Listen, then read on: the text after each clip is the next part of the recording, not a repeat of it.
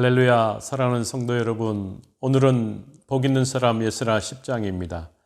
에스라 마지막 장입니다. 9장에서 에스라는 포로 귀환 후 예루살렘에 정착한 앞선 포로 귀환자들의 모습을 보고 충격을 받지 않을 수 없었습니다. 과거 그들의 조상들이 짓던 죄를 그대로 답습하고 있었던 모습을 목도하고 충격받지 않는 것이 이상할 정도였다라는 것입니다. 오늘 10장 1절에서는 이렇게 시작하고 있습니다. 에스라가 하나님의 성전 앞에 엎드려 울며 기도하여 죄를 자복할 때에 많은 백성이 크게 통곡하며 이스라엘 중에서 백성의 남녀와 어린아이의 큰 무리가 그 앞에 모인지라. 아멘. 에스라가 하나님의 전 앞에 엎드려 울며 회개 기도할 때 많은 백성들이 심히 통곡하며 에스라 앞으로 모였습니다. 자신들의 죄에 대한 심각성을 깨닫지 못했던 이스라엘 자손들에게 큰 영적 자극을 주어 마침내 전 민족적인 회개 운동이 일어나기 시작했던 것입니다.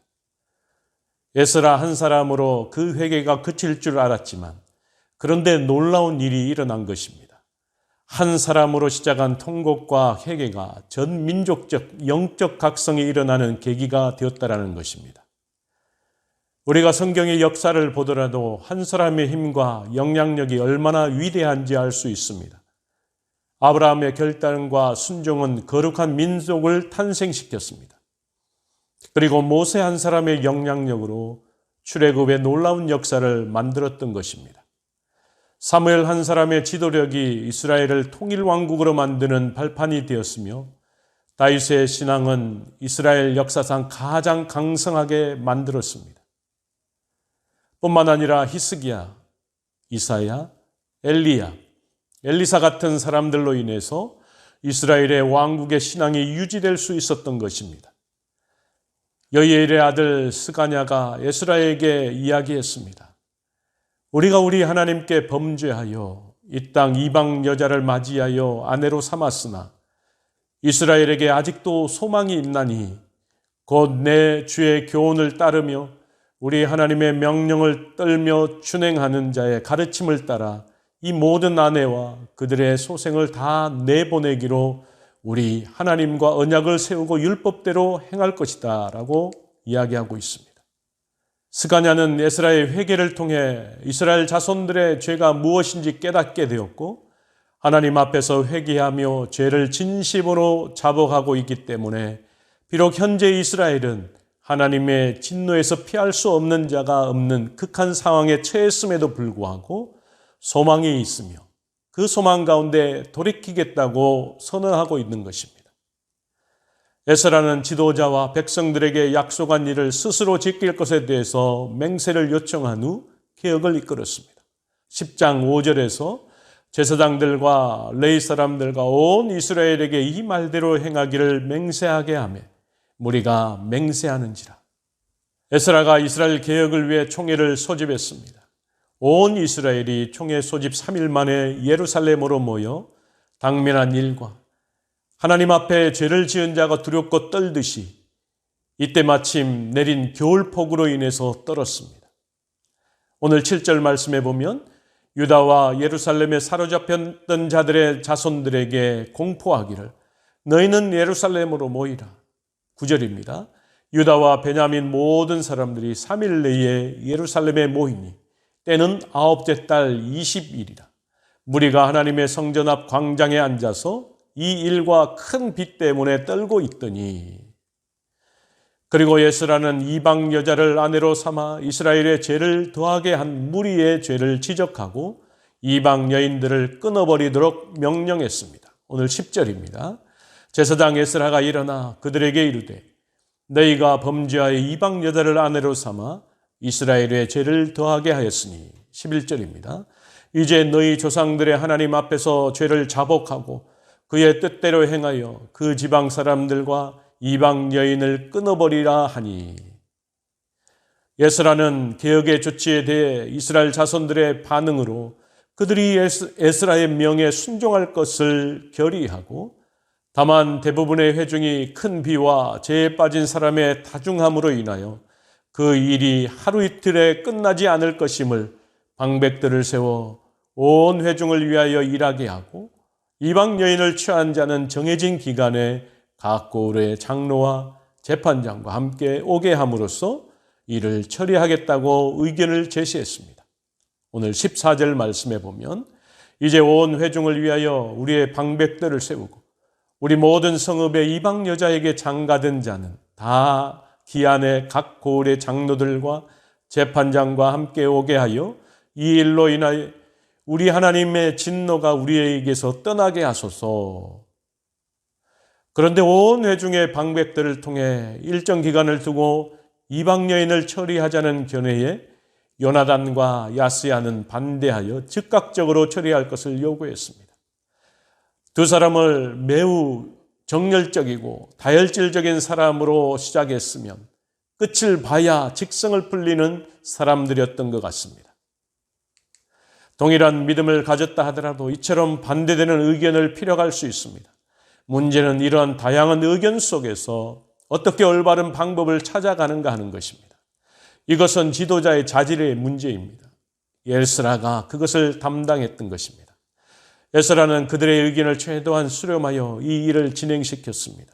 오늘 16절과 17절 말씀에 보면 사로잡혔던 자들의 자손이 그대로 한지라 제사장 에스라가 그 종족을 따라 각각 지명된 족장들 몇 사람을 선임하고 열째 달 초하루에 앉아 그 일을 조사하여 첫째 달 초하루에 이르러 이방 여인을 아내로 맞이한 자의 일 조사하기를 마치니라. 우리의 삶 속에서 늘 여러 문제들과 마주섭니다. 그런데 우리는 세상의 소금과 빛이 되는 의무가 주어졌기에 세상 사람들보다 더 많이 해결해야 할 문제들이 우리 앞에 놓여 있는 것입니다. 이 문제들은 사람의 힘으로 해결할 수 없는 영적인 문제들일 경우가 더 많습니다. 에스라는 포로 귀환 자마다 이스라엘 자손의 이방인과의 통혼이라는 심각한 문제에 부딪혔습니다. 그러나 회개 기도 한 번의 문제는 상상 외로 쉽게 해결되기 시작했습니다. 백성들 모두가 적극적으로 회개 운동을 시작했고 에스라에게 순종했던 것입니다. 이제 마지막으로 이방 여인을 아내로 취했다가 에스라의 개혁 조치에 따라 내보낸 자들의 명단 중에 제사장 가문, 레인, 일방 백성 순으로 기록하고 있습니다. 이방 여인을 아내로 취한 자들 가운데 제사장들의 비율이 매우 높았습니다.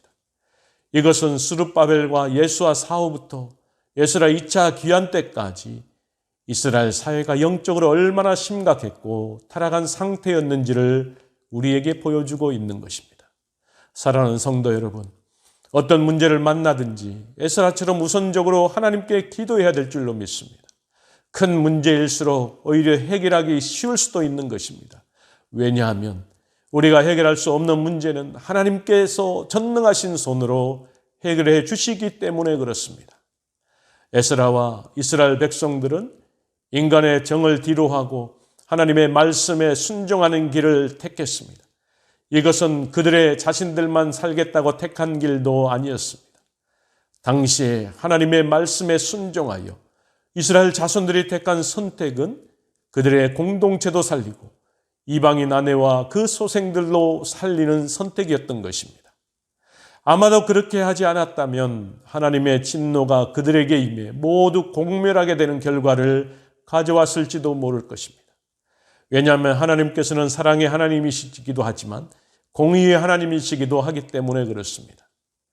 문제는 우리의 믿음의 자세뿐만 아니라 그 자세에 있다라는 것을 기억하며 나가는 저와 여러분이 되기를 원합니다. 겨자씨 하나만큼의 믿음만 있어도 산을 옮길 수 있고 믿는 자에게는 능치 못할 일이 없다고 주님께서 말씀해 주셨기 때문에 그렇습니다. 우리는 때때로 뼈를 깎는 것과 같은 결단을 내려야 할 경우도 있습니다. 그럴 때 우리는 비록 고통스럽다고 망설이기보다는 신앙적 결단은 우리의 육체적으로 고통스럽게 하지만 영혼이 잘되게 하는 놀라운 결과를 낳게 된다는 사실을 기억함으로 그 모든 것을 결단할 수 있기를 원합니다.